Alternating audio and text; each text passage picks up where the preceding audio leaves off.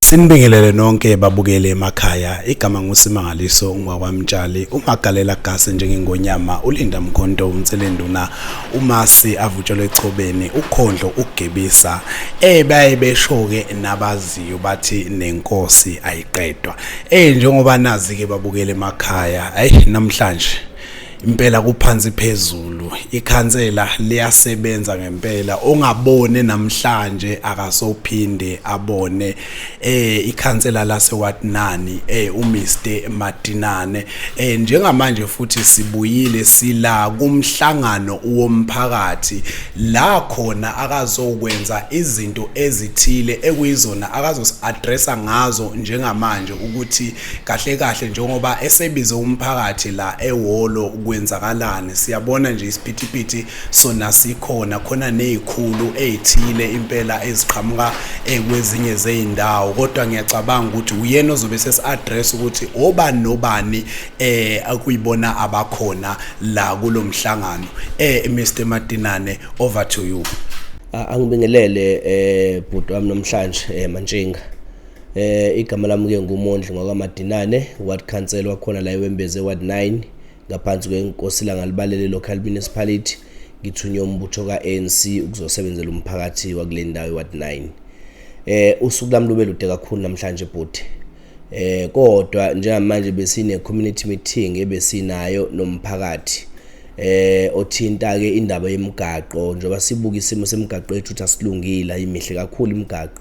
Kune project ke bhuti ebikade ikhona yangaqedwa le project, and le project ibingasanginiki ukuphumula emoyeni, bingasanginiki nobuthongo uma ngicabanga ngayo.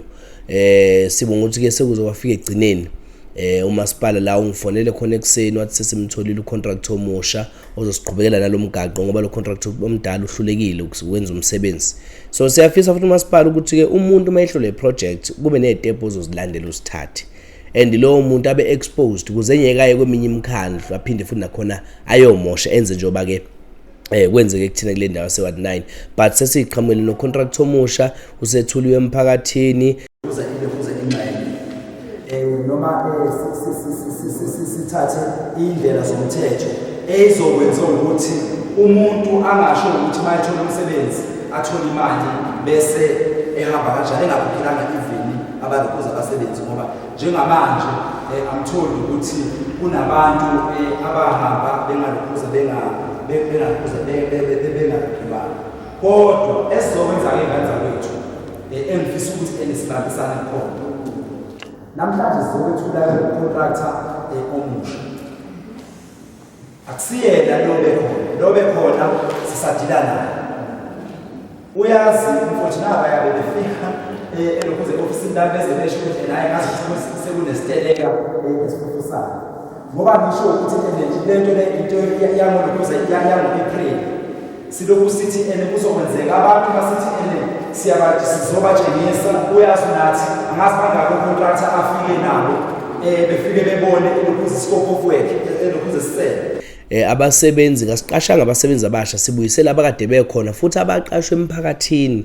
Umphakathi ukhona ngalelo langa abaqashwa khona labo sebenzi kuzobuyela bona beyosebenza. I-project le khona manje sizothatha u3 months ukuthi iphele ngokusho ke kwabanikazi laba bazosenzela umsebenzi. Laba sebenza kade besebenza abakhokhelwanga kule project eyikade ikhona ku contractor kade ekhona phambilini. So umasipala ke usuxoxe nalokho khona manje contractor wathi uzobakhokhela le mali engango 101,000 efanele bekhokhelwe yona kuthiwa bazokhokhela imali yabo bebuyele emsebenzini kube yibona bazoqhubeka besebenza kuyona futhi le project. Umuntu uzokaphumule but angifuna ungakuvezi lokho. Le project ibingistressa kakhulu and yona into engiyibonile nga experience ukuthi ke uma unike umsebenzi ukusebenza nomphakathi uma into ingaphumeleli ikulimaza kanjani emoyeni. Ngiyabonga kakhulu bhuti.